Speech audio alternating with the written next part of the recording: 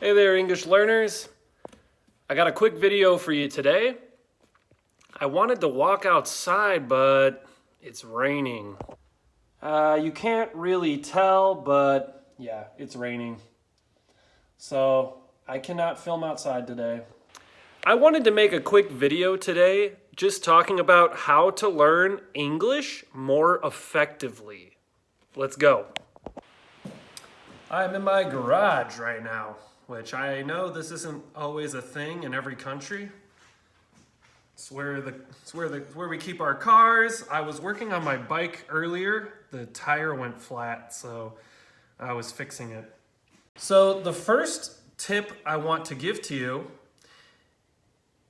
and first of all, let's talk about the word tip and the word advice, because my students confuse these two words.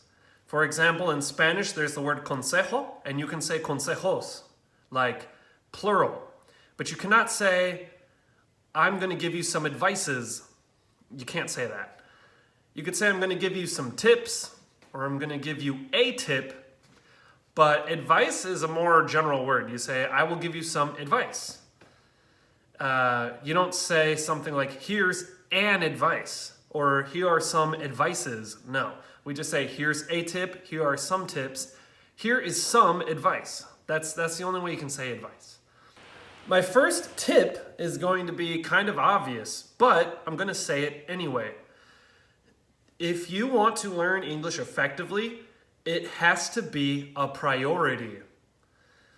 What do I mean by priority? Look, I understand you're probably very busy, maybe with school, maybe with work, with responsibilities. I understand. Most people are. But if you want to learn English, you have to make time for it. Now, what I recommend for my students is to at least try to do an hour a day. I know that sounds like a lot, but hear me out. Practicing isn't always going to be studying grammar. Although that is important, I understand that that can be kind of boring, and if you are practicing grammar an hour a day, every single day, it might feel like a lot. But you also can practice with listening. You can practice with speaking. You can practice with writing. You can practice with anything. So make time for English. Make sure you spend a significant amount of time practicing English every day.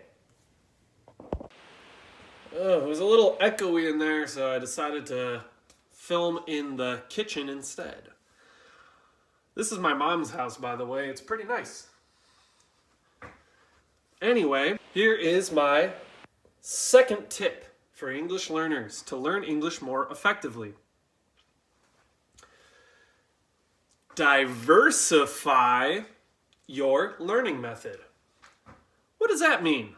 Diversify means use different techniques, different methods, different strategies, different ways of practicing. For example, when I was learning Spanish, it doesn't help to only learn grammar because I can read a book all day. I can practice all day doing homework, doing sentences. But if I have a conversation with a taco guy on the street, a taquero, that's the word I'm thinking. If I talk to him on the street, how can my book isn't going to help me so much if I cannot understand him, if I cannot speak the sentence that I need to speak without thinking. I actually had a friend in Mexico, and she said something I thought was hilarious and true. She said, everybody can speak Spanish until you have to order a taco. And I love that expression. It's so true. You say, yeah, I've been practicing English for 3 years, 4 years. I can go on Duolingo. I have all of the gold medals, all of the flames. I have all the awards. But now you have to rent a car at the airport and you can't do it. You need to diversify your learning techniques. How do you diversify your learning techniques? It's actually not that hard.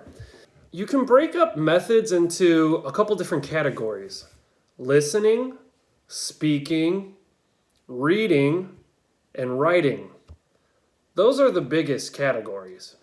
So, for writing, I like to keep a diary in Spanish. I just write about what I did that day.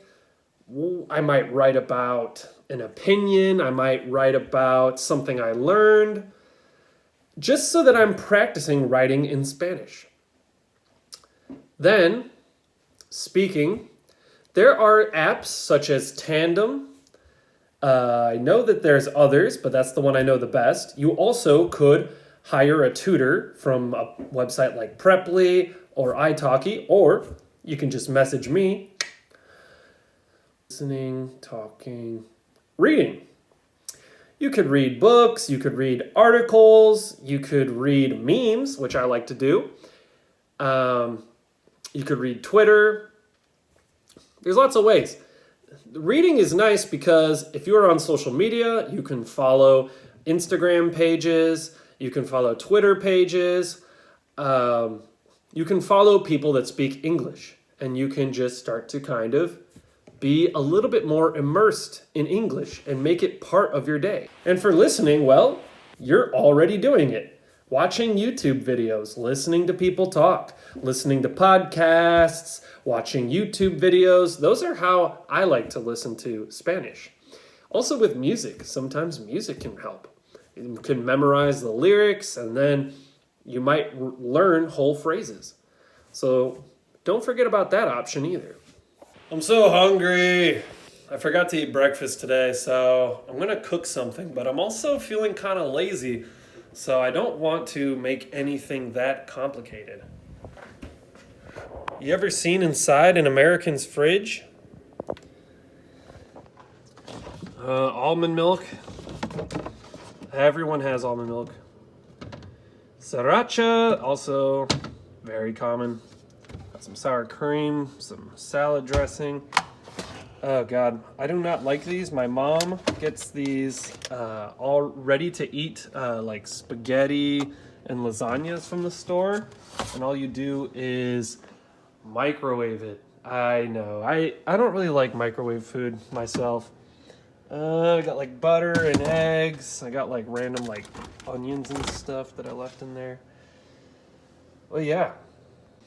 Okay. You guys are really lucky because I'm about to make a very American food, grilled cheese.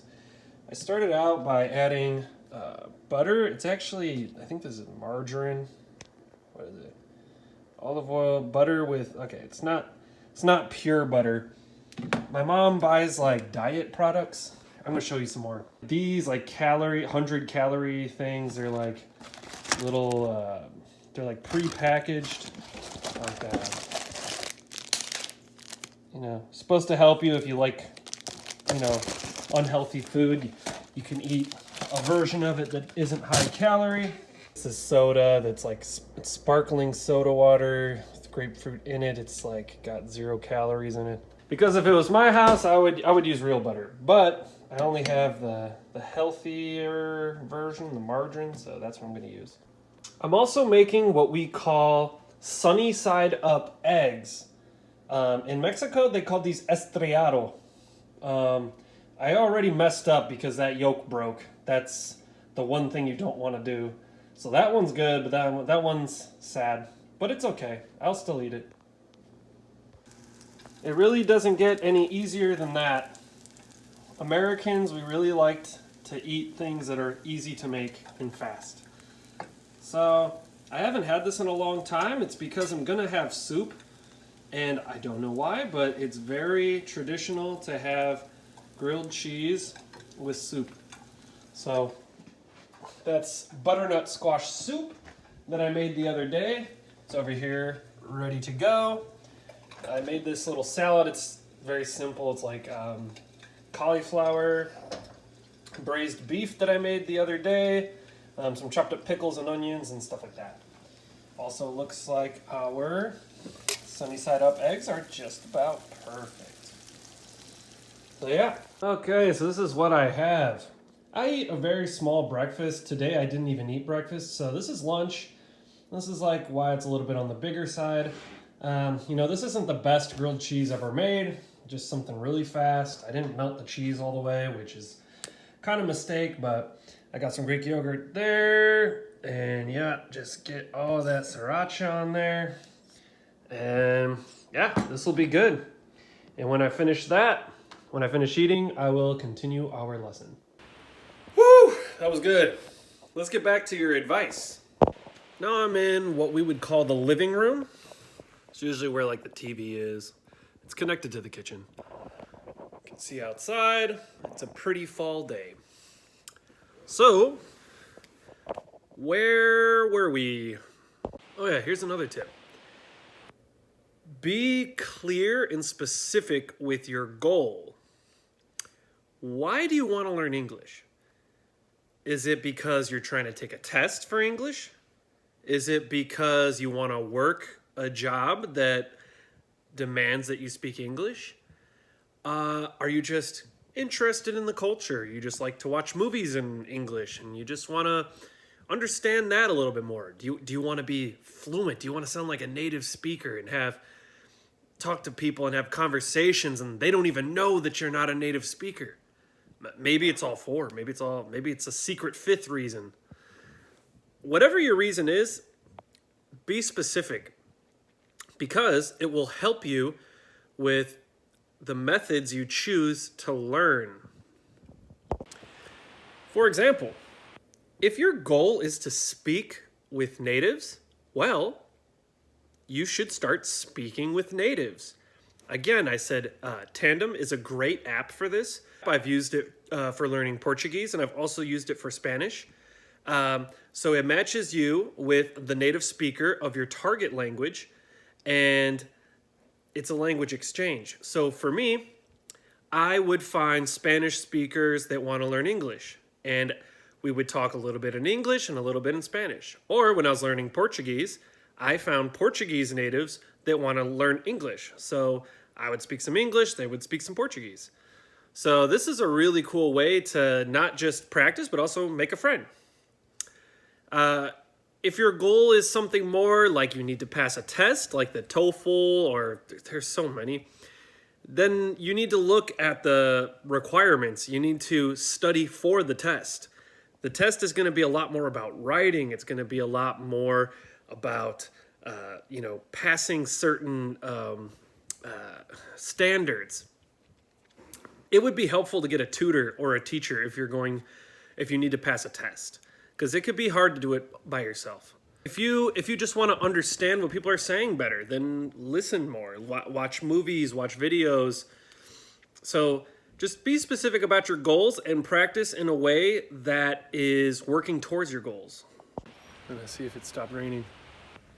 I think it stopped raining. Nice. One of my last pieces of advice is don't give up. Keep going, okay? You might slow down sometimes. You might stop practicing for a week, for a month, maybe 6 months, okay?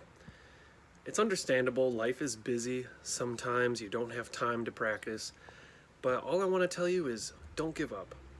Never give up. You don't have to practice 8 hours a day every single day.